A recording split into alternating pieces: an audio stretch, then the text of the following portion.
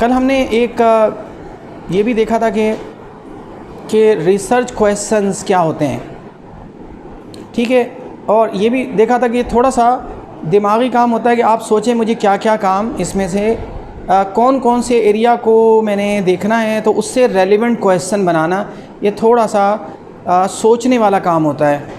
और आदमी मुझे क्या क्या करना है ताकि कोई क्वेश्चन पढ़ के समझ जाए इसका आंसर ये थीसिस है, इसका जो जवाब है वो ये थीसिस है या ये आर्टिकल है। तो कुछ हमने प्रैक्टिस की थी और ये भी देखा था कल कि एक पेपर बना, और फिर कल हमने हम इसको नहीं दोहराते कोई चीज़ भी इसमें से, कि एक पेपर मैंने लिखा, उसमें कुछ सवालात किए, जैसे डज़ इस्लामोफोबिया रियली एग्जिस्ट, क्या है या नहीं है, ये सवाल ऐसे क्यों लिखा है या नहीं है। कल वजह मैंने बताई थी कि हम अगर कहते हैं तो इसका मतलब ये है कि हम पहले से सोच के बैठे हैं कि हाँ है, अब रिसर्च से क्या साबित करेंगे आप। तो आप ऐसे जुमले इस्तेमाल ना करें जिसके अंदर जजमेंटल हों या आप कोई फ़ैसला सुना दें उसके अंदर कि ऐसा है या नहीं है। तो आप ऐसी सॉफ्ट रखें उसको और बाद में बताएं कि हम रिसर्च करेंगे तो फिर सही फाइंडिंग्स देंगे। इसी तरह what is the current status and debate of it after a decade of 9/11। इसमें हमने दो चीज़ें कवर की, एक तो करंट स्टेट और डिबेट क्या है, और क्योंकि ये तो बहुत पुराने ज़माने से चल रहा है, हुज़ूर सल्लल्लाहु अलैहि वसल्लम के ज़माने में भी लोग इस्लाम को बहुत खौफ समझते थे और जंगे करते थे। तो हमने जो इस्लामोफोबिया का स्टेटस और डिबेट ली है वो कब से ली है, 9/11 से, ताकि किसी के जहन में अगर सवाल आए कि भाई ये तो बहुत पुराना मसला है, ये 1400 साल के इस्लामोफोबिया को कैसे डील करेंगे। तो क्या किया, सिर्फ 2 डेकेड्स की हम बात करेंगे इसमें। फिर जहन में सवाल आ सकता है मेरे कि क्या USA की जो कम्युनिज़म की फ़ियर ऑफ कम्युनिज़म था, पहले तो हर किसी को कहते थे कम्युनिज़म ना आ जाए, जंग करो, लड़ो, जिहाद करो, फिर क्या वो ख़त्म हो गया, तो क्या ये इस्लामोफोबिया ने उसको रिप्लेस किया है, यानी उनको एक ना एक दुश्मन चाहिए, जो एक थ्योरी है कि एनिमी। तो अच्छा, is Islam really a threat to the West, हम ये भी डिस्कस करेंगे इसमें, क्या वाकई उसके अंदर कोई वो एक थ्रेट भी है या ऐसे ही बनाई हुई है लोगों ने थ्रेट, हम इसको भी थोड़ा सा देखेंगे। फिर हमने इसी में ही एक और रिसर्च क्वेश्चन पूछा कि क्या ये, चूँकि हम अमेरिका के कॉन्टेक्स्ट में कर रहे थे कि अमेरिका में, पूरी दुनिया में नहीं किया कि बरतानिया में कितना है, इंडिया में इस्लामोफोबिया बहुत है, मोदी मार रहा है मुसलमानों को, तो क्या है हर जगह कवर नहीं, सिर्फ ये वेस्ट भी बहुत बड़ा है, उनमें से ख़ास इलाके को कवर किया और ख़ास टाइम को। फिर ये कि क्या मुसलमानों की जो लॉयल्टी है वो सस्पेक्टेड है, दे आर सस्पेक्टेड पीपल, वो मुहिब वतन नहीं हो सकते, क्या ऐसी बात है, ये भी डिस्कस करेंगे। व्हाट आर द फॉर्म्स, कि इस्लामोफोबिया की शक्लें क्या क्या अख्तियार करती जा रही हैं, कहाँ कहाँ उसकी नौइयत क्या है। कोई ये नहीं कि आदमी सिर्फ आप किसी को गालियाँ दे रहे हों या लड़ रहे हों या मार रहे हों, नौकरियाँ नहीं मिल रही हैं, इमिग्रेशन पॉलिसी पे इसका इफ़ेक्ट पड़ रहा है। हम उसका कुछ एरिया, फॉर्म्स क्या हैं, फैक्टर्स क्या हैं इस्लामोफोबिया के, और सोर्सेज क्या हैं, ये कहाँ से तो। और फिर ये तो था कि सब चीज़ें, फिर हमने एक सवाल और किया आखिर में कि ये तो मसला है, इसके सोर्सेज भी हैं, फॉर्म्स भी डिस्कस करेंगे, फिर हम ये भी डिस्कस करेंगे कि इसका इलाज क्या है। तो आखिरी जो सवाल है वो बताता है कि रेमेडियल स्टेप्स क्या होंगे इसके। तो ये दोबारा दोहराने का मकसद ये था हल्का फुल्का सा, कि अगर सिर्फ आप कॉजेज़ कहें कि भाई हाँ एक्चुअल स्टेटस ये बहुत मार रहे हैं, बड़ा जुल्म हो रहा है और बिल्कुल जीना हराम किया हुआ है, तो सवाल ये है कि आप तो रिसर्चर हैं, आप कोई हल दें इसका। तो आप ये बताएंगे कि हाँ हम ये वाला हल देंगे जो हमारे बस में है, हम तो कोई पॉलिसी नहीं बनाते दुनिया की।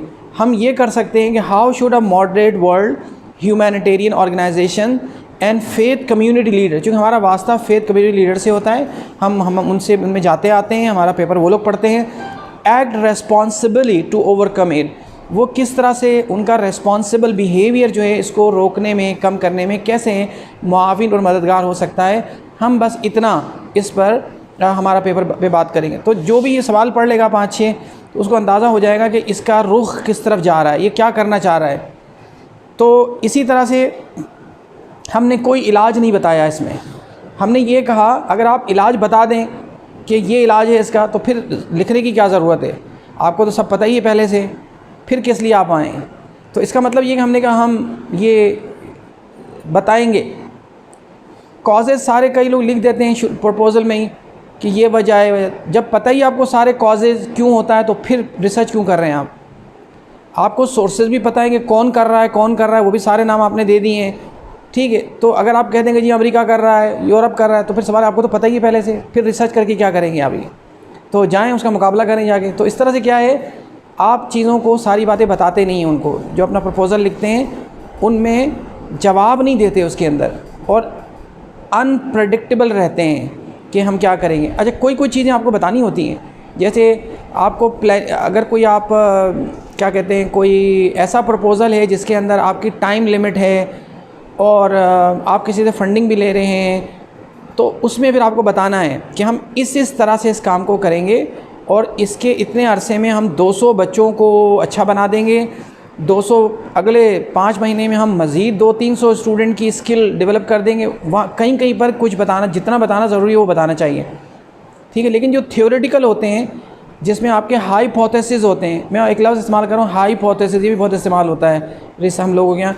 कि भाई क्या हाइपोथेसिस है, तो आदमी सोचता है पता नहीं ये तो क्या क्या पूछ लिया इसने, ठीक है। तो जो 10-20 मुश्किल ऐसे लफ्ज़ हैं जो बहुत ही फ्रीक्वेंटली पूछे जाते हैं, या कोई भी आदमी जिसको थोड़ी बहुत समझ बूझ होती है वो पूछ लेता है आपसे, या कहीं लिखा हुआ मिल जाएगा जी हाइपोथेसिस तो मेंशन ही नहीं किया, तो फिर उस वक्त आपको बड़ी परेशानी होती है कि ये पता नहीं क्या चीज़ पूछ रहा है ये।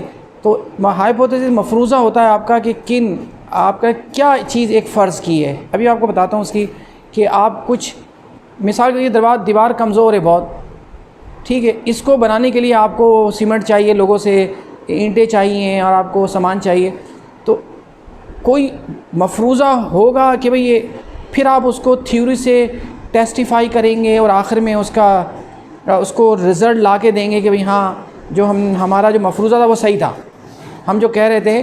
बाद में रिसर्च करेंगे, पैसे मिलेंगे तो मशीनें लाएंगे, चेक करेंगे कि कितनी कमज़ोर है, कितनी मजबूत है, लेकिन आपका हाइपोथेसिस है जो कोई बुनियाद है उसकी कोई पीछे से कोई रीज़निंग होगी जिसकी बिना पर आपने एक मफरूज़ा राई का पहाड़ बनाया है। अब उस पहाड़ को आप बताएंगे ये पहाड़ ही है, बहुत ख़तरनाक है, तो उसके लिए फिर आप उसको बाद में साबित करिए, हाइपोथेसिस आप क्रिएट करते हैं।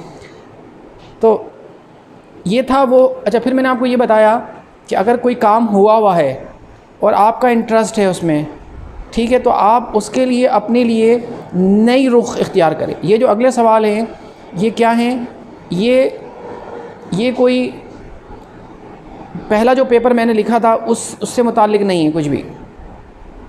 अब मैंने ख़त्म कर दिया वो पेपर, अपना एक पेपर।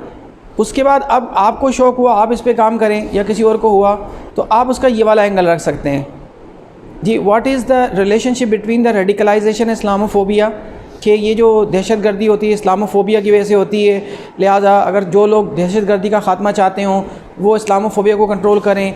लोग जो है वो बड़े खौफज़दा हैं, तो खौफ वाला आदमी जो है वो कुछ भी कर सकता है।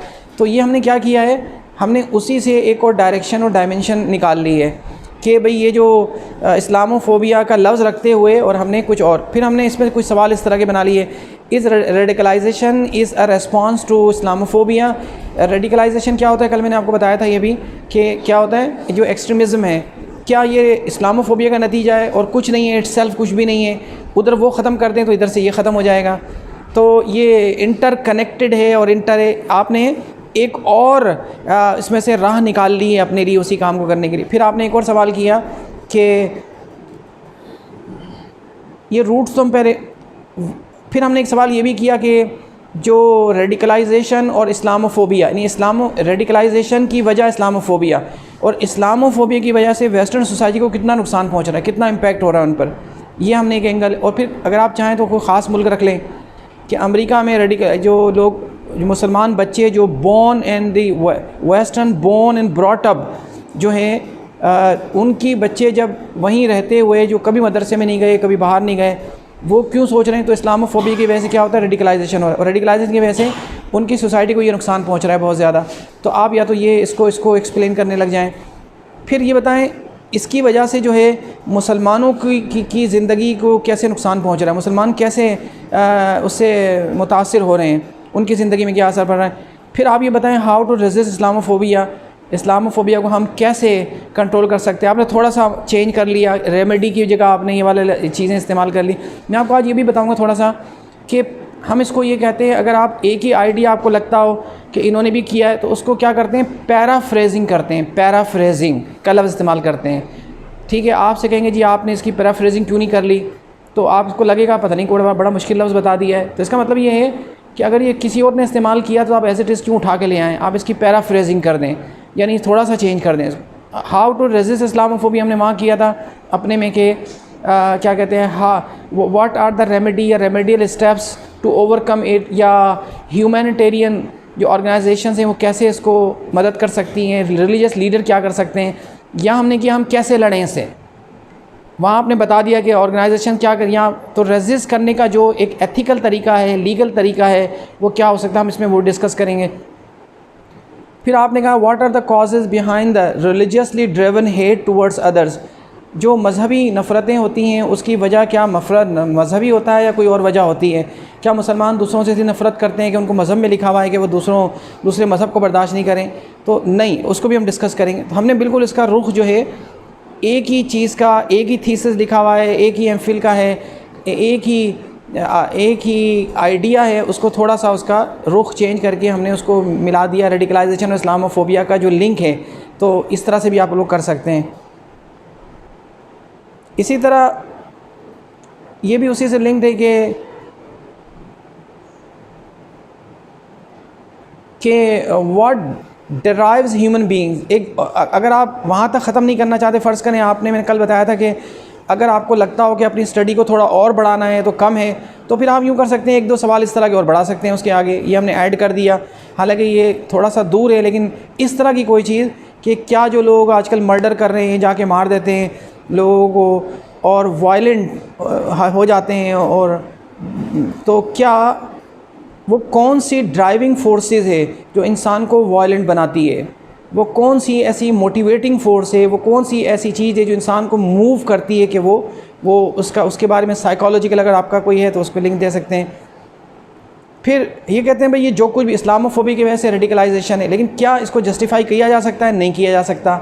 इस्लामोफोबिया की वजह से वायलेंट बनते हैं लोग, क्या इसको जस्टिफाई किया जा सकता है? नहीं किया जा सकता है। तो इसके लिए इज़ देयर एनी आइडियोलॉजी मानी नज़रियाती तौर पे और religious justification for such aggressive acts, तो क्या इसके लिए कोई जस्टिफिकेशन हो सकती है? यानी कोई ये ना समझे कि आप ये लिखना चाह रहे हैं कि हाँ चूँकि इस्लामोफोबिया है तो रेडिकल तो होगा ही होगा, ये सब तो होना ही लाजमी है। नहीं, आपके हम जस्टिफिकेशन नहीं दे रहे, हम एक्सप्लेनेशन दे रहे हैं, हम बता रहे हैं। तो ये एक तरीक़ा होता है कि आप चीज़ों में से चीज़ें जो है ना वो क्रिएट करें। अब जैसे देखें, हम लोग ज़्यादातर यहाँ के लोग काम करते हैं दावा पे, स्पीचेस पे और तबलीग पे या बोलने पर या इनविटेशन टू नॉन मुस्लिम्स। तो उसके लिए अब अगर आप उस पर कोई काम कर रहे हो या आपका किसी का थीसिस या आर्टिकल हो या उसका एंगल, तो इसको हमने कैसे इसके रिसर्च क्वेश्चंस कैसे बनाए इसके, how do Muslim preachers and teachers in European context articulate and embody Islam with local audience in the mind and hearts and local audience, कि जो वहाँ के प्रीचर्स हैं वो मुसलमानों में कैसे अपने जो आइडियाज़ को और इस्लाम को लोकल जो ऑडियंस उनकी है, नहीं वेस्टर्न ऑडियंस है, कैसे उनको आर्टिकुलेट करते हैं, कैसे उनमें वो चीज़ें एम्बेडेड होती चली जाती हैं उनमें या नहीं होती हैं। तो इसका मतलब ये है कि हम ये देखेंगे हो भी रही हैं या नहीं हो रही हैं। और वो अगर उर्दू बोल के डच बोर्न और ब्रॉट अप बच्चों को पढ़ा रहे हैं तो उसका क्या कोई असर नहीं होगा, कुछ भी पता नहीं चलेगा उनको इस्लाम के बारे में। अच्छा, how can there religious discourse माने डिस्कशन, ये लफ्ज़ भी बहुत इस्तेमाल होता है डिस्कोर्स। रिसर्च में आपका एक डिस्कोर्स एनालिसिस भी होता है, एक रिसर्च का टूल है। डिस्कोर्स एनालिसिस में हम टेक्सचुअल एंड कॉन्टेक्सचुअल एनालिसिस, जब दो टेक्स्ट मिला के आप रिसर्च करते हैं कि उसको कहते हैं डिस्कोर्स एनालिसिस। ठीक है, इंग्लिश वाले भी बहुत करते हैं ये कि भाई ये तो डिस्कोर्स एनालिसिस होता है। तो डिस्कोर्स का लफ्ज़ भी वैसे इसका मतलब explanation, how can there religious discourse be interpreted and how it is received, यानी कैसे मज़हब को इंटरप्रेट करते हैं वो लोग और उसको कैसा रिसीव किया जाता है। मतलब इमाम से पूछे वक्त मैं तो बहुत अच्छा करता हूँ, मैं तो दुनिया, लेकिन वो रिसीव कैसे हो रहा है, मुसलमान लोग जो वहाँ बैठे हैं, या क्या वाकई उनमें चेंज आ रहा है, क्या वाकई बहुत सीरियस, या वो सोचते हैं चलो एक बस नमाज़ पढ़नी है, फ़र्ज़ नमाज, जाओ बैठ जाते हैं अम्मा अब्बा के ले जाने से, और फिर तो ये सब चीज़ें हम इसमें डिस्कस करेंगे। तो ये रिसर्च क्वेश्चंस होते हैं जो आपके सामने अभी। और इसी तरह इसी के आगे, why do young European Muslims pursue Islamic education abroad. कई बच्चे बाहर पढ़ने जाते हैं, वहाँ से साउथ अफ्रीका जाते हैं, पाकिस्तान आते हैं, इंडिया जाते हैं पढ़ने के लिए। क्यों जा रहे हैं? क्या वहाँ पर उस्ताद नहीं है क्या? आराम, आसाइश और सारा सब कुछ छोड़ के। एक अभी अमेरिका से एक बच्ची आई हुई थी, उसके माँ बाप बड़े रिलीजियस थे कि लड़कियों की तालीम के लिए वो सोचती थी, वो यूनिवर्सिटी छोड़ के आई थी यहाँ पढ़ने के लिए, और लियाकताबाद की 4 नंबर की मार्केट में कोई घर था किसी जानने वालों का, उनका पुराने कोई जानने वाले थे या उनसे लॉयल थे, उसमें वो रहती थी वो। यानी अमेरिका से आराम, आसाइश और एक बेहतरीन लाइफ छोड़ के वो सीखने के लिए यहाँ पर आई हुई थी।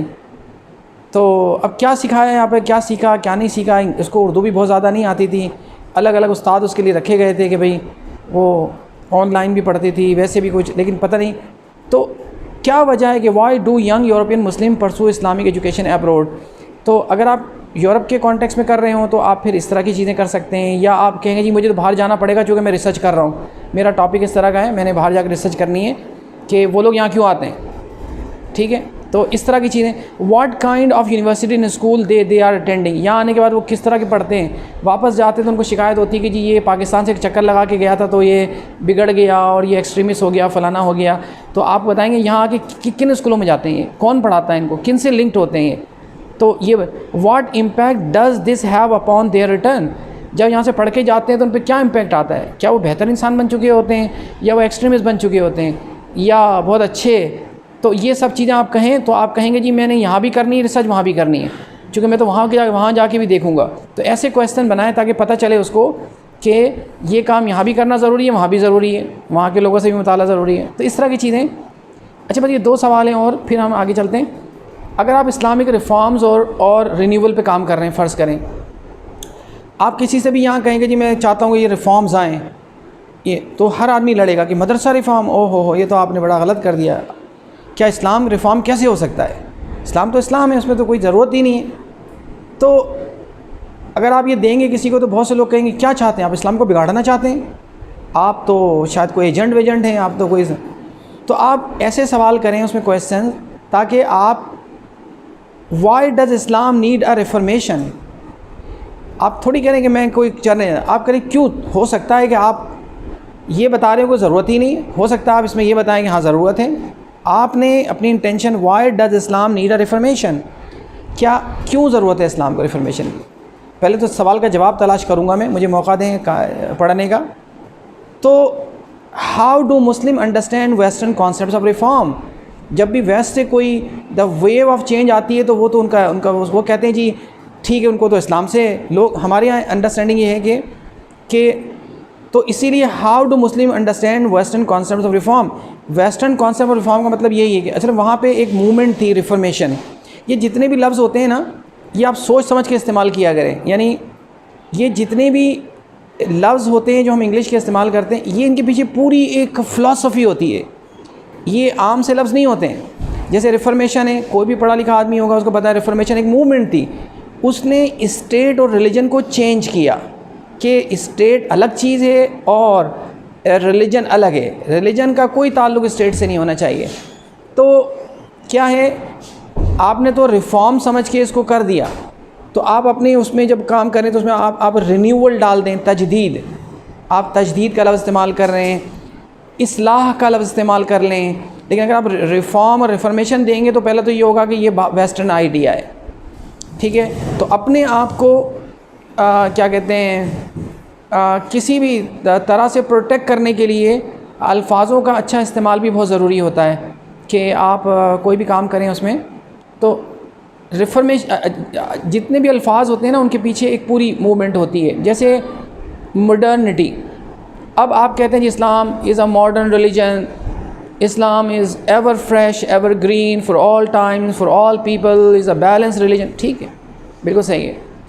लेकिन जब आप मॉडर्निटी की बात करते हैं कि इस्लाम इज़ कंपैटिबल विद मॉडर्निटी, तो मॉडर्निटी एक कॉन्सेप्ट था, एक पूरी मूवमेंट थी, उसका एक पूरा एक गहरा उसमें यही था कि आप चीज़ों को सब कुछ बदल के उसमें रख दिया था आपने।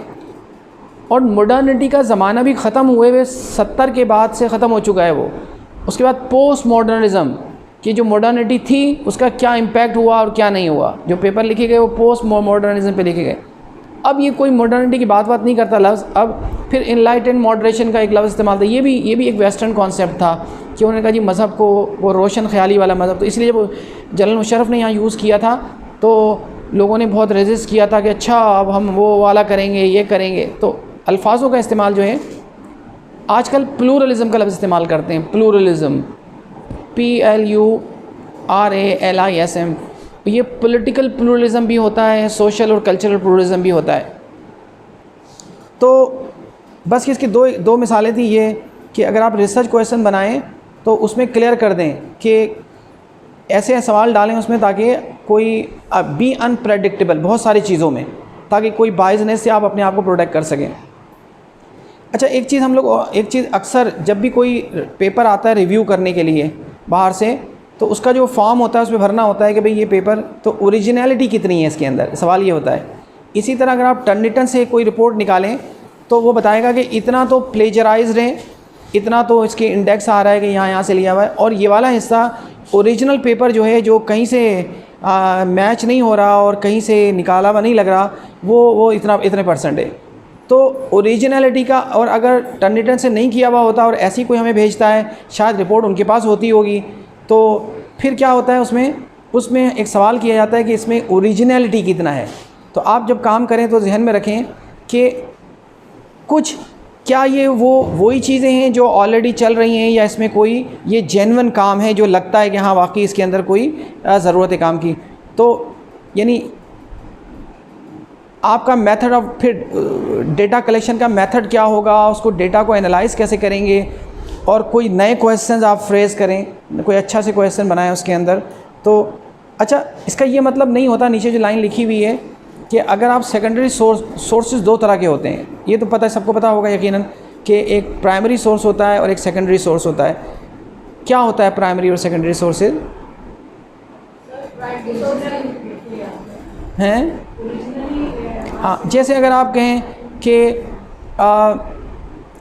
कोई तबरी का हवाला है और आपने कहा जी इमाम तबरी ने ये अपनी किताब में तारीख़ तबरी में लिखा है या तफसीर तबरी में ये बात लिखी है, और जब हवाला दें आप तो फ़लाँ किताब जो मैंने ख़रीदी थी कल किसी और की किताब, उसमें ये बात लिखी हुई है, तो ये कहलाएगा कि आपने इतनी भी जहमत गवारा नहीं की कि आप जो आसानी से किताब मिल जाती है और ऑनलाइन डाउनलोड हो जाती है, उसका तर्जुमा भी हो चुका है, वो आपने ख़ुद से देखने की बस कोशिश नहीं की आपने। ठीक है, तो यहाँ तो आपको बहुत लोग सही नहीं समझेंगे, कहेंगे भाई आपने ओरिजिनल सोर्स नहीं किया।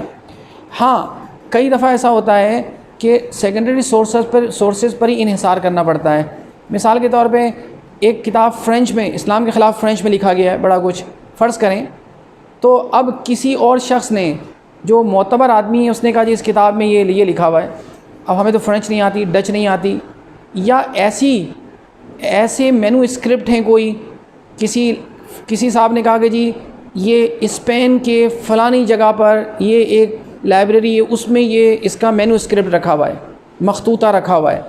तो अब ज़ाहिर है हम तो नहीं जा सकते, बेहतर तो इधर जाते देखते, और उसके ऊपर ये लिखा हुआ है, इनका नाम लिखा हुआ है और डेट ऑफ राइटिंग ये लिखी हुई है, तो और हमने फिर उनकी बात को लेकर और दे दिया, क्योंकि अब हमारे पास इतने पैसे नहीं हैं, हमारे पास इतना एक्सेस नहीं कि हम वहाँ लाइब्रेरी में जा सकें और उस चीज़ को देख सकें। तो क्या किया हमने, सेकेंडरी सोर्स पर इन्हिसार किया। तो सेकेंडरी डेटा का मतलब ये नहीं होता कि आपकी जो रिसर्च है वो अनओरिजिनल है, it can be useful source for every original work. तो बहुत सारा ओरिजिनल वर्क जो है सेकेंडरी सोर्स पर भी रिलाई करके किया जा सकता है। बाज़ दफ़ा आपको जो है वो इजाज़त नहीं होती कि आप सेकेंडरी सोर्स को इस्तेमाल करें, बाज़ दफ़ा कर सकते हैं। आप कहीं कुरान शरीफ में लिखा हुआ है लेकिन आपने किसी की किताब से देख के लिखा है, तो आपको इतनी तौफीक नहीं हुई कि कुरान शरीफ का असल खोल के देख लेते कि हवाला सही भी है या गलत तो नहीं है, तो ये कहेंगे आपने जो चीज़ें आसानी से दस्तयाब हो उनमें ओरिजिनल। अच्छा, पैराफ्रेजिंग द क्वेश्चंस, ठीक है, अगर आपको लगे कि जी आपका तो सारा वैसे ही लग रहा है, ये पैराफ्रेजिंग की हमें क्यों ज़रूरत पड़ती है, मैं क्यों सिखा रहा हूँ, इसलिए नहीं सिखा रहा कि ये प्लेजरिज्म से बचने के लिए किया जाता है। लेकिन हमारी इंटेंशन ये है इसमें कि इस्लामियात में अक्सर ये होगा, आप तारीख़ी वाक़यात लिखेंगे, आयतें हदीसें लिखेंगे, तो क्या होगा, पूरी आप आयतें जब लिखेंगे तो वो तो 100% प्लेजरिज्म है, यानी वो तो इतना सारा हो जाएगा, आप कोट बहुत करते हैं उसमें। तो उससे बचने के लिए क्या करना चाहिए, आप लोगों को ये सीखना चाहिए पैराफ्रेजिंग द क्वेश्चन जो होता है, क्वेश्चन ये जो भी चीज़ है, क्वेश्चन पैराफ्रेजिंग, बस ये आगे ज़्यादा लग गया है उसको। उसमें क्या होता है पैराफ्रेजिंग में, आप अल्फाज थोड़े चेंज कर देते हैं, सेंटेंस चेंज, स्ट्रक्चर थोड़ा बदल देते हैं, एक्टिव वाइज को पैसिव वाइज कर दिया, पैसिव, और क्या करते हैं कीपिंग द सेम मीनिंग। यानी कुरान शरीफ की आयत का ज़ाहिर है अगर ये लिखा हुआ है कि avoid suspicion as much as possible, तो आप ये तो नहीं कर सकते कि उसका मीनिंग चेंज कर देंगे। मीनिंग तो आपको ये रखना है कि अवॉइड बैक बाइटिंग, ठीक, अवॉइड स्पाइंग ईच अदर, तो आप ये तो नहीं चेंज कर सकते। आपने क्या करना है, उसकी वर्डिंग कैसे चेंज होती है। देखें, ये एक फ्रेज़ था जो कटा हुआ है, उसको मत देखें, इस लिखा हुआ था एजुकेशन, है ना। अब आपका ये मैं समझाने के लिए कोई इस तरह से आ रहा हो आयतों में, हदीसों में, अच्छा तर्जुमा आपने ख़ुद नहीं करना, आपने तर्जुमा भी जब आप लें तो किसी शुरू में बता दें पहली जगह पे कि इस किताब के सारे तर्जुमे फ़लाँ से लिए हुए हैं। ये नहीं करें कि आपके एक कहीं का ले लिया, एक कहीं का लिया, और कोई ऑथेंटिक तर्जुमा लें और नॉन कंट्रोवर्शियल लें। ऐसा लें तर्जुमा जिसके बारे में ये आप पे कोई छाप ना लगे कि भाई ये तो जो है वहाँ भी ये बात कर रहा था और यहाँ भी इससे अच्छे, तो कोई ऐसा ले लें। मसलन अगर इंग्लिश के हैं तो मोहम्मद असद को ले लें जो सब दुनिया में पढ़ा जाता है, यूसुफ़ अली को ले लें, इस तरह के जो हैं, ताकि किसी के जहन में कोई भी ऐसी चीज़ आपको प्रॉब्लम में ना डालें। हाँ, हमें अपने आप को प्रोटेक्ट करना, ये भी तो हमारी ज़िम्मेदारी है ना कि किसी को। तो आप एक तो ये करें कि यूनिफॉर्मिटी होना चाहिए जितने भी तर्जुमे आप ले रहे हैं कुरान शरीफ की। फिर आपको लगता हो कि आपने 2 आयतें लिखी और 5-6-7 लाइनें हो गई हैं, तो वो क्या हो रहा है, वो जब भी आप दिखाते हैं किसी को, लोग कहते हैं ये तो सारा आपने तो ले लिया है वहाँ से कुरान शरीफ में से, और सारा कोटेशन से भरा हुआ है। तो आप क्या करें, बाकी चीज़ें तो अपने अल्फाज में लिख दें। मसलन कि क्या कहते हैं, इस्लाम फॉरबिड्स या Quran forbids back biting and suspicion और स्पाइंग ईच अदर और एट्सेट्रा, इस तरह की चीज़ें आप जो है वो क्या करें अपने अल्फाज में लिख दें। और फिर कोई छोटा सा जो अरबी का लफ्ज़ हो वो उसका तर्जुमा एग्जैक्ट इन्वर्टेड कॉमास में देके आप दें। मसलन अवॉइड सस्पिशन, इज तनिबुज़न, आई जे ते, इस तरह से कर टी करके लिख दें और फिर उसके आगे लिख दें तर्जुमा। तो क्या होगा, जो 6-8 लाइन है ऊपर से नीचे तक, वो प्लेजरिज्म नहीं आएगा, वो आपने अपने अल्फाज में, यानी वही सेंस हो। लेकिन जब एग्जैक्ट कुरान की बात करें तो आप उस जगह को सिर्फ मेंशन कर दें, ठीक। अच्छा, दूसरा देखें, schooling is the significant aspect in the पहले क्या लिखा हुआ था, education is the single most important factor in the development of a country, ठीक। आपने इसको किस तरह से किया, आपने स्कूलिंग कर दिया, इज़ द ये सब हटा दिया, सिग्निफिकेंट फैक्टर को एस्पेक्ट कर दिया, in the evolution of a nation, country को नेशन कर दिया। तो आपका क्या होगा, प्लेजरिज्म कम हो जाएगा ये, ठीक है। इस तरह की अगर किसी और ने ट्रांसलेशन उसको एक्सप्लेन किया हुआ है और आप भी तो एज इट इज़ एक्सप्लेन करेंगे तो वो तो होगा कि जी फ़लाँ से लिया हुआ है सारा का सारा, उसको फिर आइडिया का भी होता है, लेकिन सब आइडियाज़ का भी होता है। अब ये तो नहीं है कि आप आइडिया भी सारा का सारा वैसा लेके वैसे करें, यानी हम अपने आप को मिनिमम पे लेके जा रहे हैं ना, यानी 100% फिट होने के बजाय प्लेजरिज्म में कहाँ कैसे बच सकते हैं, थोड़ा यहाँ से बचें, थोड़ा कहीं और से बचें, थोड़ा आइडिया से बचें, थोड़े अल्फाजों से, थोड़े स्ट्रक्चर की उससे बचें। यानी 100 अगर आप पूरा लिख रहे हैं वैसे तो आपने 8 लाइनों का प्लेजरिज्म बचा लिया इस तरह से करके, सिर्फ वो रह गया 2 लाइनों का या 1 लाइन का रह गया कि वो आयतें हैं। अगर आप इसमें लिख देते हैं ना कि इन्वर्टेड कॉमास, तो वो प्लेजरिज्म में नहीं आता है। लेकिन उस जितना भी कोटेशंस हो वो 19% से कम होना चाहिए। लोग उसको जब मैनुअल तरीके से चेक करते हैं कि ये तो कहें जी 10 सफ़े, इनमें से 8 सफ़े तो इन्वर्टेड कॉमास के हैं और प्लेजरिज्म तो आ ही नहीं रहा, तो जो मैनुअल तरीके से देख रहा होगा वो कहेगा भाई ये तो बेवकूफ़ बनाने की कोशिश कर रहे हैं हमसे। तो वो आपको वैसी प्यार मोहब्बत से मना कर देगा कि भाई ये इसको ठीक नहीं है, ये नहीं है, वो नहीं है, तो इसमें आप तो हैं ही नहीं इसके अंदर। तो आपने ये देखा, वही ये इस तरह से हम इसको चेंज करते हैं। इसी तरह अगर ये लिखा हुआ हो क्राइम हैज़ बीन इंक्रीज, तो इसकी पैराफ्रेजिंग आपने किस तरह की, there has been a rise in criminal activities in big cities कर दिया। आइडिया भी है, तो आइडिया को भी आपको फिर कोई दूसरा बड़ा बेहतर आइडिया लाना पड़ेगा आपको, लेकिन कम से कम एक एक चीज़ तो आप कंट्रोल करें ना। ये हाइपोथेसिस का लफ्ज़ इस्तेमाल किया था ये इसकी कि prediction of what study will find, जो मफरूज़ा है आपकी स्टडी क्या हासिल होगा, ठीक का। और एम्पिरिकल रिसर्च भी होती है, जो क्या होती है, साइंस वाइंस वाले कर रहे होते हैं। एम्पिरिकल रिसर्च साइंटिफिक रिसर्च होती है जिसके अंदर डेटा कलेक्ट करके। अच्छा, सॉफ्टवेयर भी होते हैं इसके ना, अभी आपको बताते हैं थोड़ी बाद में। यानी टेस्टेबल, उसको टेस्ट किया जा सकता है टू बी ट्रू और false through the research study findings, ठीक है। रिसर्च स्टडी की फाइंडिंग बताएगी कि ये सही था या गलत था। ये एम्पिरिकल रिसर्च, एम्पिरिकल डेटा है उसमें। अच्छा, इस वक्त मैं आपको बता रहा हूँ साइटेशन का थोड़ा सा तरीक़ा। जो हम लोग आम तौर से सोशल साइंस में जो तरीक़ा इख्तियार करते हैं, जो हमारी थीसिस में होता है इस्लामियात वालों के और सोशल साइंस के, तो वो हम करते हैं शिकागो स्टाइल होता है। लेकिन मैं आपको अभी APA स्टाइल बता रहा हूँ। APA स्टाइल भी सोशल साइंस का है और ज़्यादा पॉपुलर है, ज़्यादा इस्तेमाल होता है। लेकिन जर्नल की पॉलिसी होती है और आपका जो सुपरवाइज़र है उसकी पसंद और नापसंद होती है कि जो भी एक्सेप्टेबल तरीके हैं उनमें से कौन सा वो तरीका इख्तियार करता है, ठीक है। तो उस पे जाएं आप। ये वो APA स्टाइल है। जो APA होता क्या है, इसका लफ्ज़ कैसे है, ये अमेरिकन, और बताएं, साइकोलॉजिकल, कल ये हमने साइकोलॉजिकल और एसोसिएशन, बिल्कुल सही है। APA ये उनका स्टाइल है, ये उसके नाम से मशहूर हो गया APA स्टाइल। तो उन्होंने एक स्टैंडर्ड बना दिया, तो यही उनका नाम, उसके नाम से हो गया। अच्छा, इसका आजकल 6th एडिशन, आजकल जो है 6th एडिशन चल रहा है, पुराना वाला नहीं। जैसे होता है ना गाड़ी का मॉडल होते हैं कि भाई आजकल सबसे लेटेस्ट जो है, तो आजकल जो काम होता है वो 6th पर लोग करने को कहते हैं। अभी भी आजकल भी मैं एक बुक चैप्टर पे काम कर रहा हूँ, तो उसमें उनका यही आया कि इसको 2018 में एक किताब पब्लिश हुई थी मेरी बाहर से। तो ये 2018 में अमेरिका से किताब छपी थी, ये मैंने बताया था पहले। तो इसमें जो था, इन्होंने शिकागो स्टाइल मांगा था मुझसे। तो फिर जो गाइडलाइन होती है उसको देख कर उसके मुताबिक, अच्छा इसमें परेशान होने की बात नहीं है, इसकी ना गाइडलाइन मिलती है। जो APA की गाइडलाइन है, चूँकि आप लोग ज़्यादा वाकिफ़ नहीं हैं, तो उसकी सॉफ्ट कॉपी मेरे पास है। मुझे आने में थोड़ी देर हो रही थी और हो गई थी, मैंने लैपटॉप बंद कर दिया था। मैं आज इंशाल्लाह रात तक इनको भेज दूँगा। ये जो मिस हैं, मिस दुर्र सदफ़ ईमान है ना, तो इनको तो फिर ये आपको दे देंगी। तो और जब भी कहीं आप कोई चीज़ भेजते हैं, अपना पेपर या आर्टिकल, उसकी वेबसाइट पे भी लिखा होता है कि हमारी जो है ना पॉलिसी ये है। तो अगर आप उसको डाउनलोड कर लें तो उससे भी आपको पता चल जाएगा ये क्या चाहते हैं, इनकी इंटेंशन क्या है।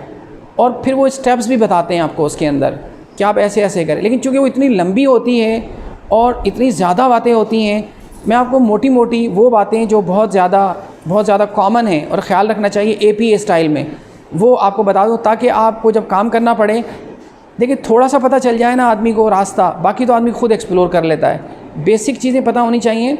जैसे थोड़ी बहुत इंग्लिश आ जाए, फिर पढ़ के फिर समझ, डच बिल्कुल ही नहीं आती हो तो फिर मज़ीद भी नहीं सीख सकता आदमी। लेकिन थोड़ा थोड़ा सीखता आदमी, फिर हर रोज़ कुछ ऐड करता है, नए अल्फाज, नई बातें पढ़ता है, थोड़ा थोड़ा सीखता है, फिर ज़्यादा हो जाता है। तो बेसिक तो चीज़ें लेनी पड़ती हैं।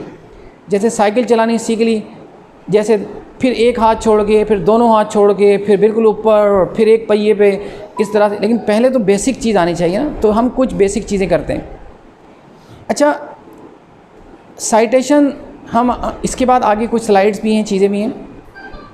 हम लोग क्या करते हैं, यानी हमारा जो एक ट्रेडिशनल वे है काम को करने का, वो बताता हूँ आपको मैं। और देखिए, अगर आप अहले किताब पर कोई काम कर रहे हैं, फ़र्ज़ करें पीपल ऑफ द बुक पे काम कर रहे हैं, तो हम लोग क्या करते हैं, द अरबिक टर्म अहले किताब is found about 30 times in the Quran, ठीक है, and refers only to Jews and Christians.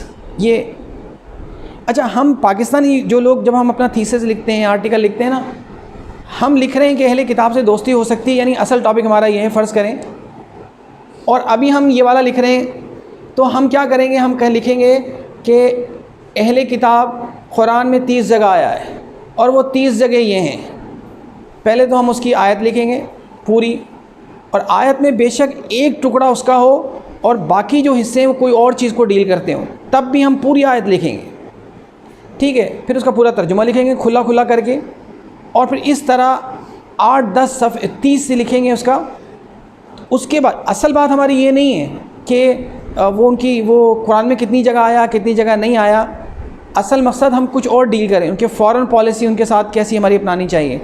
अब हम कहते हैं अगर हम ये 30 जगह ऐसे लिख दें कि about 30 times in the Quran, ये तो एक लाइन में ही आ गया सारी बातें। अब हम क्या करेंगे, हम कैसे रिसर्च करें, रिसर्च कहाँ चली जाएगी। तो क्या करते हैं, इसको बढ़ाना भी तो है, कागज़ का पेट भी तो भरना है, और फिर इतना मोटा थीसिस बना के ले आते हैं। हालांकि एमफिल के लिए 20,000 अल्फाज का थीसिस काफ़ी होता है, और उसके लिए पीएचडी के लिए 40,000 अल्फाज का। और ये भी कोई हार्ड एंड फास्ट रूल नहीं है, ये अभी कुछ अरसे पहले तक वहाँ पे HEC ने बताया था, लेकिन अब अगर चेंज कर दिया हो तो मुझे मालूम नहीं है, बहुत काफ़ी अर्सा पहले मैंने देखा था। अब कितने कुछ आपको चलें, ठीक, तो वो बदलते रहते हैं, वो किसी को याद भी नहीं रहता, चूँकि अब कितने हैं किसके लिए, पीएचडी के लिए, एमफिल के लिए 25,000 है, और उसके लिए पीएचडी के लिए अच्छा, ठीक है। तो क्या है, तो इसलिए उसमें अच्छा, फिर अगर आयतों के अंदर कोई नमाज का जिक्र आ गया तो 2-4 सफ़े नमाज के भी लगा दिए कि नमाज़ पढ़ने की, इस आयत में नमाज का भी जिक्र है। कोई ज़कात का आ गया तो वो भी लिख दिए 2-4 सफ़े। तो इस तरह से करके जो ना करते हैं, चीज़ों को कम करने के बजाय, कंसाइज़ विद क्लैरिटी होने के बजाय उसको इस तरह से भरते हैं। उसको अवॉइड करना चाहिए। सबको नज़र आता है क्या कर रहे हैं आप ये, ठीक।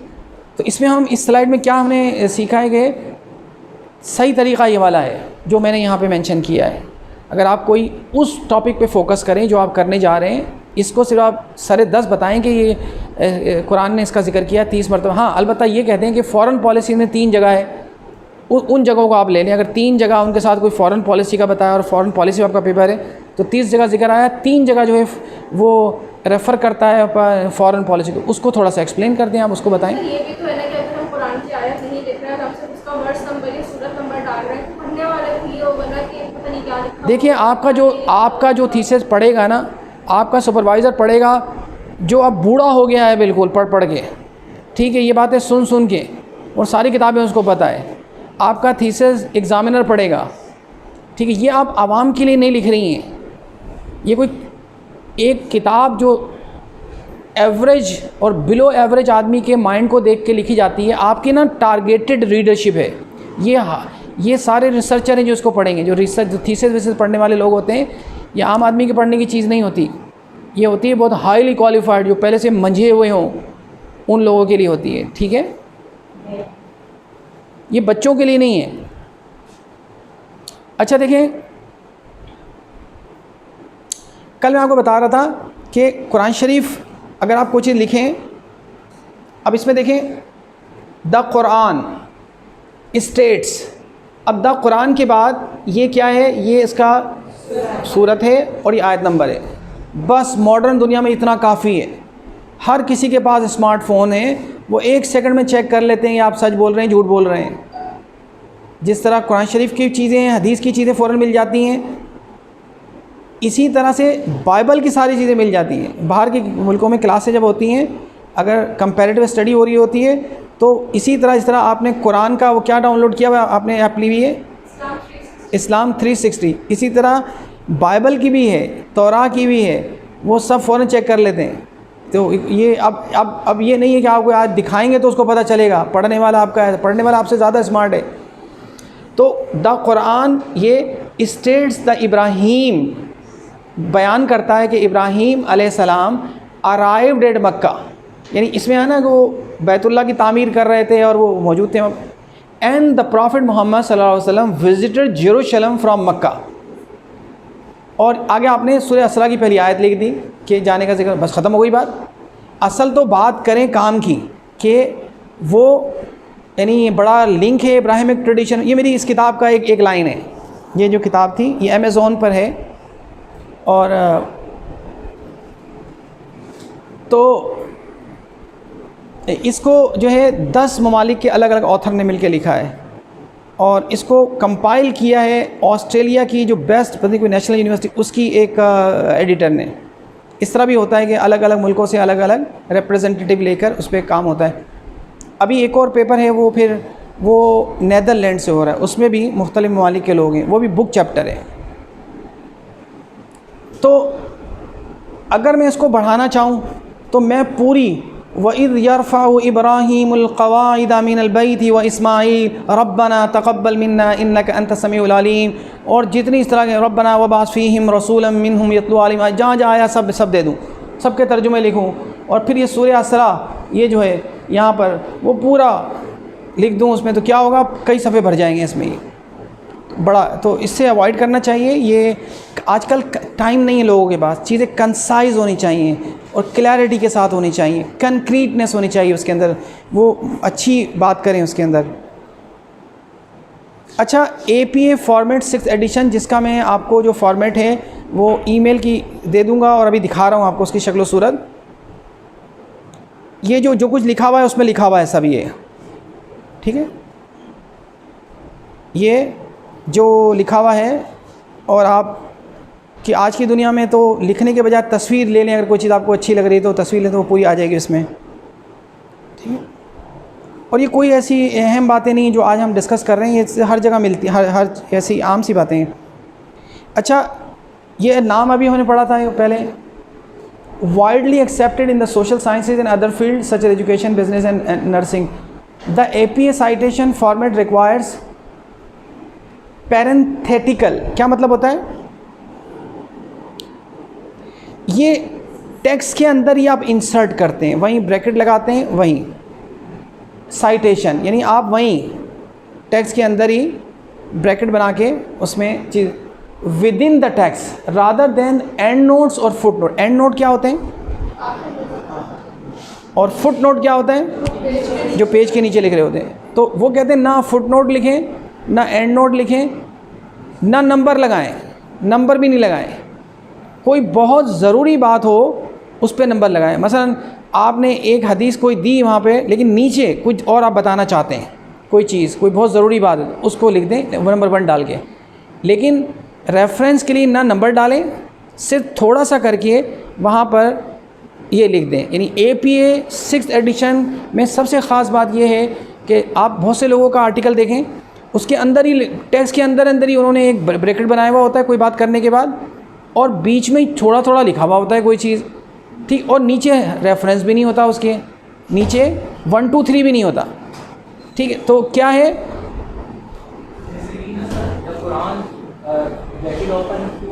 नहीं कुरान का तो ऐसे ही लिख दें। और हाँ,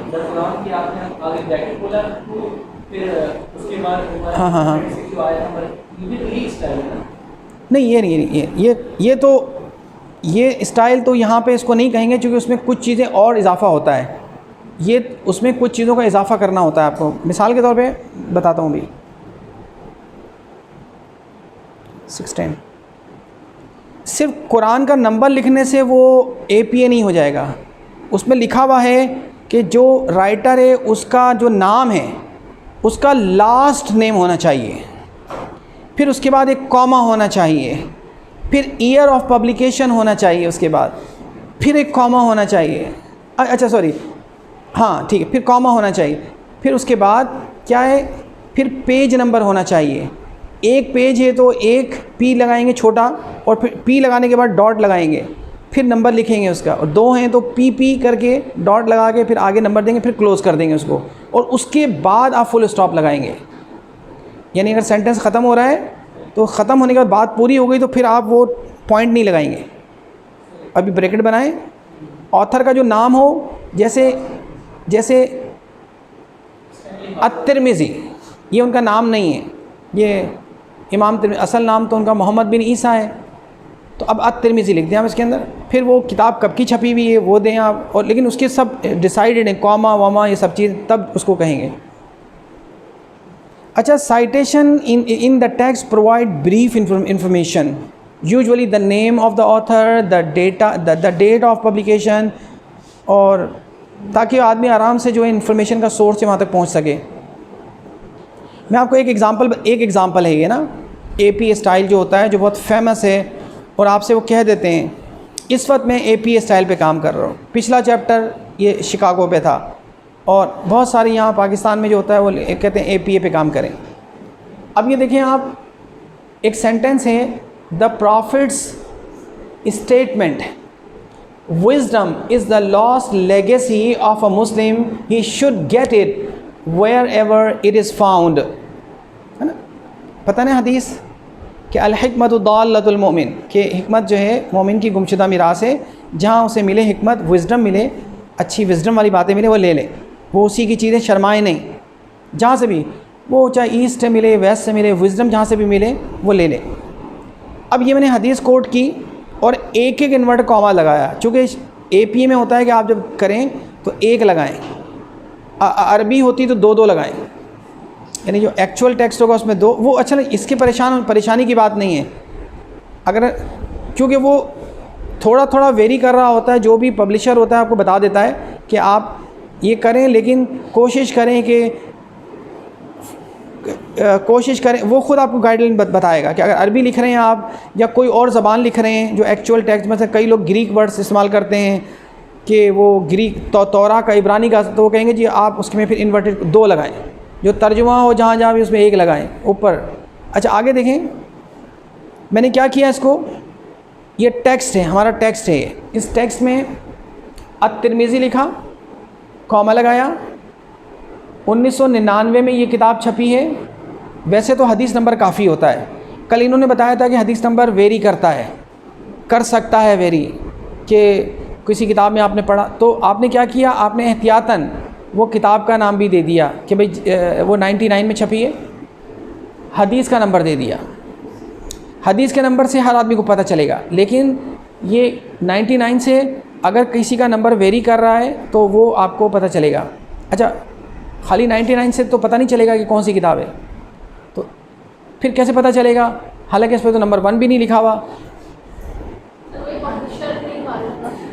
आखिर में जब आप किताबियात लिखेंगे, रेफरेंसेस लिखेंगे, जब आखिर में, तो उसमें देंगे कि मैंने जितने भी तिरमिज़ी के हवाले हैं इस किताब से, जो यहाँ की छपी है, इसका जो पब्लिशर कौन है और प्लेस ऑफ पब्लिकेशन क्या है, वो सारा वहाँ दिया होगा, और वो 1999 की छपी हुई किताब है, तो वहाँ से वो देख लें कि इस किताब का हदीस का ये वाला हवाला है। नहीं, यहाँ भी लिखा है, ये इसलिए लिख दिया है यहाँ 99 का कि अगर कोई खाली 2687 डाल के देखे और के साहब तो है ही नहीं, तो आप कहेंगे भाई खाली इससे काम नहीं चलेगा, आप ज़रा 99 वाला भी देख लें, क्योंकि हो सकता है, क्योंकि ये प्रोबेबिलिटी, अगर प्रोबेबिलिटी नहीं होती, अगर 100% होता तो हम फिर ये 99 नहीं डालते। अगर हमें 100% कोई ऐसी चीज़ हो, कोई साइंटिफिक चीज़ हो, लेकिन अब ऐसे इश्यूज़ हो सकते हैं कि एक किताब पहले छपी थी, उसमें कुछ आगे पीछे हो गए हैं, तो इसलिए हमने यहाँ लिख दिया है ताकि कोई कन्फ्यूजन में हो तो वो हो जाए कि भाई ये भी साथ, इसके साथ ये भी ज़रूरी है। वैसे आ जाए तो ठीक है, अगर नहीं आ रहा और वो कह दिए तो है ही नहीं, आपने तो सारा, तो आप उससे कहें 99 वाले एडिशन से मैंने लिया है, इसलिए मैंने लिख भी दिया है, क्योंकि कई जगह वेरी कर रहा होता है, इसीलिए मैंने लिखा है ये। अब ये देखें मैंने क्या क्या चीज़ें लिखी हैं, लास्ट नेम लिखा है, इसका ईयर ऑफ पब्लिकेशन लिखा है, और हदीस का नंबर डाला है। अच्छा, और कोई नंबर नहीं है यहाँ पे कि कोई आप सोचे, और देखें पॉइंट ये यहाँ लग, अगर आप इसको फुल स्टॉप यहाँ लगाएं तो ये गलत है, आप कहें जी ख़त्म हो गया, ये नहीं, आपको फुल स्टॉप यहाँ लगाना है। और तिरमिज़ी में अगर आप लिखें मोहम्मद बिन ईसा, बिल्कुल गलत है, आपको लास्ट नेम लिखना है जो उनका होता है। जैसे इमाम गज़ाली का असल नाम है मोहम्मद बिन मोहम्मद, तो आप सिर्फ लिखेंगे अल गज़ाली, कॉमा, और आगे ईयर ऑफ पब्लिकेशन, और उसमें फिर पेज लिखेंगे, आगे पेज लिखेंगे कि भाई ये इस पब्लिकेशन का ये वाला पेज है, पेज। ये तो बहुत मशहूर नाम है ना, जैसे अगर आपका नाम डॉक्टर फारूक हसन, तो हम आपका अगर AP स्टाइल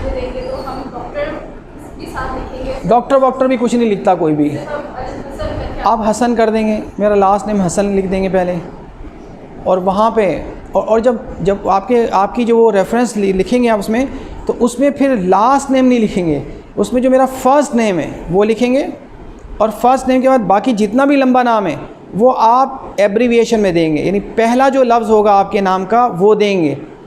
फ़ारूक कॉमा लगेगा, अब जैसे फ़ारूक अमजद नाम है तो ए फुल स्टॉप, फिर बाकी आगे वो होगा ये लास्ट नेम यहाँ लिखेंगे, फ़र्स्ट नेम वहाँ लिखेंगे, और कोई डॉक्टर अल्लामा और जो अलक़ाबात वग़ैरह कुछ नहीं। सर वैसे ये तरीका तो ज़्यादा अच्छा है और आसान भी है, लेकिन हाँ नहीं वो भी सही है, जो आप लोगों का तरीक़ा है उसमें थोड़ी बहुत स्टाइल से वो है, वो जो तरीक़ा है वो भी ठीक है, उसके अंदर यही होता है कि आखिर में सारा लिखते हैं हवा नंबर 1 2 डाल के, इसके अंदर वही हो शिकागो स्टाइल है, इसमें ऐसा किया गया था। ये एक यानी ये वो है, हमारे यहाँ से एक रिसर्च छपता है, पहले HEC में था अब नहीं है ये। इसके अंदर जितने भी आर्टिकल हैं ये मैंने ऐसे आज रद्दी में डाल दिया था, तो फिर मैंने इसको देखा कि मैं आप लोगों के लिए किसी को भी दे दूँ, ये कोई इसकी वो नहीं, इसके अंदर जितने भी स्टाइल हैं ये एक ही है, तो बस ये सारे शिकागो। हाँ नहीं देने की ज़रूरत नहीं है, आप इसमें कोई सिर्फ रेफरेंस जो इसके अंदर दिए हुए हैं वो शिकागो के हैं, और ये कोई इतना रिकग्नाइज भी नहीं है चीज़ें से, लेकिन इसके अंदर जो स्टाइल है आप देखें, कोई रेफरेंस देखें, फिर उसके बाद क्या है उसमें, उस रेफरेंस के बाद नंबर 1 2 3 4 कुछ भी नहीं लिखा हुआ है, और आखिर में हवाले दिए हुए हैं। हाँ कोई अगर देखना चाहे तो उसको आराम से देख लें कि, तो ये एक इनकी पॉलिसी थी कि जी इनको चाहिए APA स्टाइल में, इन्होंने लिखा हुआ है कि हमें APA में चाहिए, यानी हमारे लोकल जो जर्नल छपते हैं वो भी यही कहते हैं। ये कौन सा स्टाइल है? जो भी आपने जर्नल दिया। अच्छा मैं भूल भी गया, मैंने सुबह देखा था, इसमें होगा, मैं आप बता रहा हूँ APA स्टाइल, और इसमें नंबर डले हुए हैं क्या, यानी डले हुए नहीं डले हुए? हाँ तो फिर APA स्टाइल है। अगर उसमें नंबर नहीं डले हुए हैं और यही वाला है तो वो 1 2 3 अंदर बॉडी में नहीं दिया हुआ है, तो क्या है वो APA स्टाइल है, क्योंकि उन्होंने शुरू में दिया हुआ है कि हमारा APA स्टाइल होना चाहिए, और आखिर में फिर देखें सिर्फ किताबों के नाम लिखे हुए हैं, तो पता कैसे चलेगा कि कौन सी किताब है? वो सिर्फ इससे पता चलेगा कि 1999 का जो लफ्ज़ है इससे पता चलेगा, वहाँ लिखा हुआ होगा।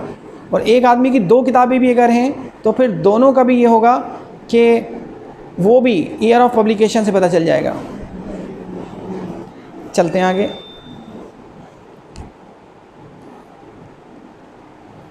ये देखें, वो तो था हदीस का हवाला, ये हदीस का हवाला नहीं है। Excessive laughter makes the heart dead, ये इमाम गज़ाली की किताब से लिया हुआ है। तो मैंने क्या किया, एक तो यहाँ पर अल गज़ाली 2005 की किताब, PP क्या है, पेज नंबर है, चूँकि 2 डबल हो गया, ये एक होगा P, या इसको रुक जाएं ज़रा 1 मिनट, ये 1 होना चाहिए, अगर बस अब सही है। पहले जो है ना मैंने ज़्यादा लिया था तो वो 2 पेज पे आ रहा था, उसमें 2, तो 1 P का मतलब 1 पेज, 1 से ज़्यादा कितने भी हों तो डबल P, 2 P लगाने हमने। अच्छा, इसका मैंने हवाला लिखा वहाँ, यानी इसका रेफरेंस बनाया, तो ऐसे बनेगा ये, यानी अगर यहाँ तो ये लिख दिया और कोई नंबर कुछ नहीं, और फिर एंड में जब आएगा, अच्छा इसको फिर अल्फ़ाबेटिकल ऑर्डर में लिखना होता है, वहाँ उनकी रिक्वायरमेंट होती है कि इसको वो कंप्यूटर कर देता है, सारा कंप्यूटर को देते हैं तो वो आपको अल्फ़ाबेटिकल ऑर्डर में कर देगा। उसमें भी हो सकता है, आप रेफरेंसेस में भी जाएँ तो वहाँ से वो सब कर देता है काम। ये बहुत आपकी के लिए खिदमत करता है बहुत ज़्यादा कंप्यूटर ना, ये आपका बहुत अच्छा दोस्त बन सकता है अगर आप इसका अच्छा यूज़ करें, ज़िंदगी आसान कर सकता है ये। अच्छा आप यहाँ देखिए, अच्छा इसमें मुझसे एक गलती और हुई है, इह्या उलूमुद्दीन, ये जो होगा ना, ये जो किताब का नाम होता है इसको इटैलिक में करना होता है, इटैलिसाइज करना होता है, ये हो गया। देखें, जो लोग स्टैंडर्ड बनाते हैं ना, जो स्टैंडर्ड बनाते हैं, या तो आदमी खुद इतना बड़ा हो जाए कि वो कहे जी ऐसे करें, तो जो ताकतवर कौमें होती हैं वो कोई ना कोई अपना इस्तिलाहात भी वो देती हैं, न्यू वेव्स जो आती है तब्दीली की वो भी वहीं से आती है, और नए नए पावरफुल आइडियाज़ हो गया, वोकेबलरी हो गई, ये सब उधर से आती है। जब मुसलमान ताकतवर होते थे, जब हम देते थे, और इसकी कोई ना कोई साइंटिफिक वजह होगी उनके नज़र में, उन्होंने कहा कोई होगा साइंटिफिक क्या वजह, बस ऐसे ही ताकि किताब का नाम जो है वो इस तरह से पता चले आपको, शायद इसलिए कि हाँ, लेकिन नुमाया करने के लिए ये नहीं कि उस पर आप फूल पत्तियाँ लगा दें या उसको और रंग बिरंगा कर दें, या उसके लिए फिर यही है उन्होंने कहा कि वो हाँ ये वाला आर्टिकल लिखने से ज़्यादा मुश्किल काम रेफरेंसेस की चेकिंग और ये सारे काम ज़्यादा मुश्किल होते हैं। ये सब ना, बहुत दिमाग जी हाँ, इसमें होता है, लेकिन क्या है उसकी गाइडलाइन दी हुई होती है, लेकिन वो कई कई सफ़ों पे होती है, तो उसको पढ़ के समझना बहुत मुश्किल होता है। लेकिन कभी आप किसी से सुन लें या कोई पेपर किसी के साथ बैठ के करेक्शन करवा लें, तो फिर आपको क्या होगा, कई चीज़ें आपके माइंड में रह जाएंगी।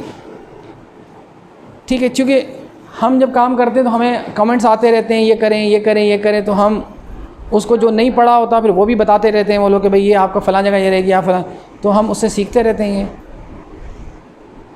तो ये मुश्किल नहीं है। और वो आप वो वाला इस्तेमाल करें, शिकागो जो आप लोग करते हैं वो 1 नंबर डाल के आगे उसको लिखते हैं, वो वाला करें। उसमें बस उसका भी एक फॉर्मेट है। आज तो उस पर बात नहीं करते, बस हम ख़त्म करेंगे थोड़ी बहुत देर में इसमें। और मैं आपको वो दिखाऊँ कि मैंने आपके लिए जो डॉक्यूमेंट मैंने आपको देनी है वो, अगर ये होगी, देखिए ये है इसका जो गाइडलाइन है, APA फॉर्मेट 6, ये आपको उसके फ़ोटोकॉपी की सूरत में ये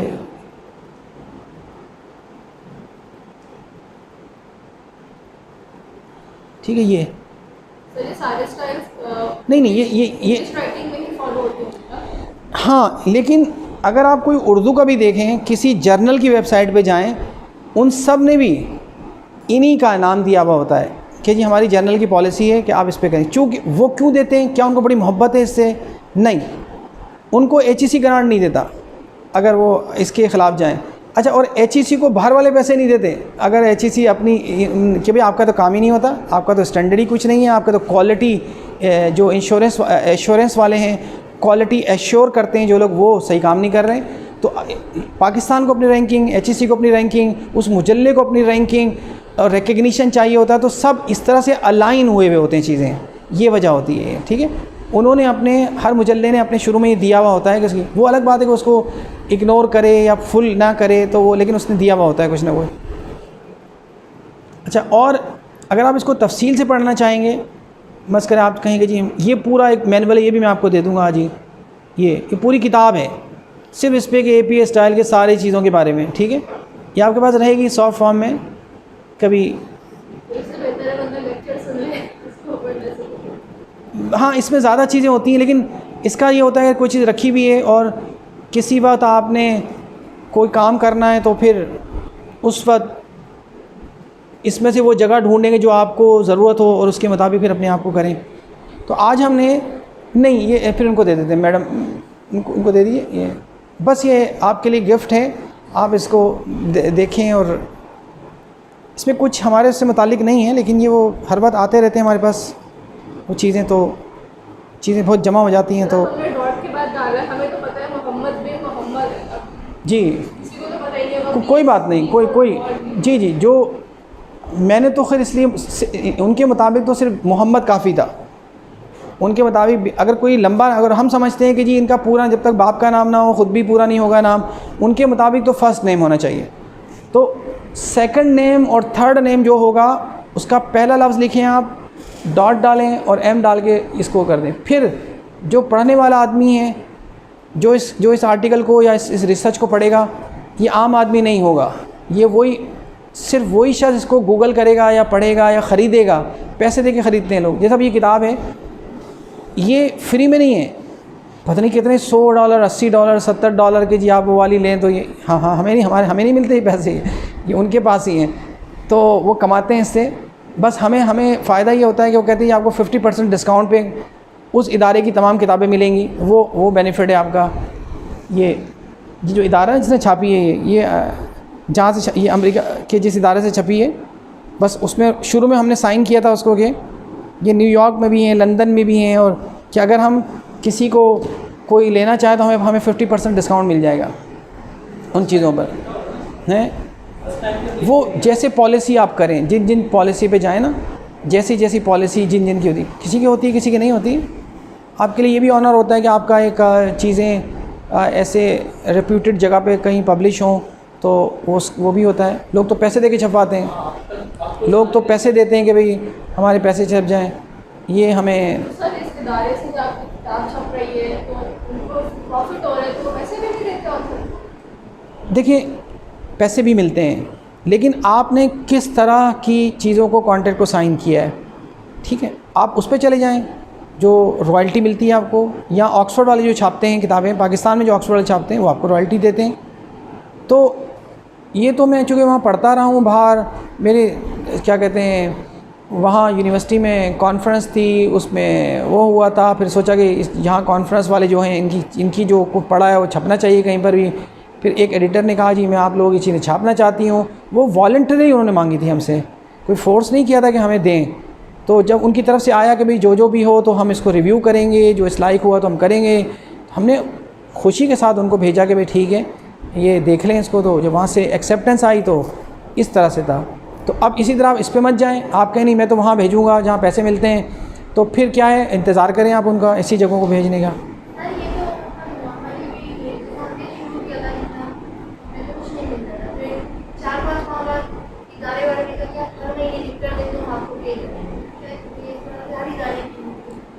हाँ, अपनी अपनी पॉलिसी देखें। कई जगह पे इंसान सीखने के लिए कुछ करता है, कई जगह पे इंसान कोई अखलाकन मुरव्वतन कई चीज़ें होती हैं अपने उसके मुताबिक कर रहा होता है, कई चीज़ें कमाने के लिए करता है इंसान ये, ठीक है। तो कभी क्या करता है अपने आप को निखारने के लिए, हाँ इस तरह करता है इंसान। तो बहरहाल हर चीज़ का बेनिफिट है, हर चीज़ का। अगर आदमी प्योरली बिजनेसमैन बन जाए तो फिर भी लाइफ नहीं चलती। प्योरली आदमी बिल्कुल हर जगह सेक्रीफाइस करता रहे तब भी नहीं काम चलता। इंसान को ज़िंदगी गुजारने के लिए भी चीज़ें चाहिए होती। तो इस तरह से वो हर तरह के इदारे हैं, पैसे भी देने वाले हैं, आप वहाँ पे परसू कर लें। जैसे मैंने बताया कि मेरे कोलीग हैं, उनकी चीज़ें फ्री वाले भी हैं। तो बस हम ख़त्म कर रहे हैं। ये आपने ये स्टाइल देख लिया है, और आज हमने जो है ज़्यादातर बात की है वो किस पे की है, एक तो पैराफ्रेजिंग पे की थी, और जी बस ये आज के लिए इतना ही था। और ये पता नहीं, लेकिन सर जो आपने साइटेशन या पैराफ का बताया कि वो 30 जगह पर अंदर किताब का जिक्र है इस तरह से, तो हमारे तो शौक ही नहीं है लोगों को ऐसे पढ़ने का, उनको साइड में रखने की किताब को कुछ लिख रही नहीं, किताब में लोगों का शौक कैसा है? नहीं, दूसरे लोग वो हैं जैसे मेरे जैसे कि 2 सफ़े में इतनी मालूमात हैं कि आप बिल्कुल बहुत ज़बरदस्त मालूमात है, एक 2 सफ़े ही पढ़ लिए तो काफ़ी सारी चीज़ें आपको हासिल हो गई। और ये वाली तो पूरी किताब पढ़ी, इसमें कुछ था ही नहीं सिवाय 2-4 नई बातों के, और कुछ मिला ही नहीं इसमें से। तो ऐसे भी लोग हैं हर तरह के। तो ये जो रिसर्च का काम होता है इस तरह का, ये इसकी जो टारगेटेड रीडरशिप होती है वो पढ़े लिखे लोग होते हैं, आम आदमी नहीं होता ये, ठीक है। उनके स्टैंडर्ड भी हाई होते हैं जो पढ़े लिखे लोग होते हैं, वो उनके देखने और सोचने के एंगल भी डिफरेंट होते हैं, ठीक है। हमने बस यहाँ तक किया है। और ये दोनों जो हमने आज पढ़े हैं इनकी मैनुअल पूरी किताब भी और मुख्तसरन भी आपको मिल जाएगा।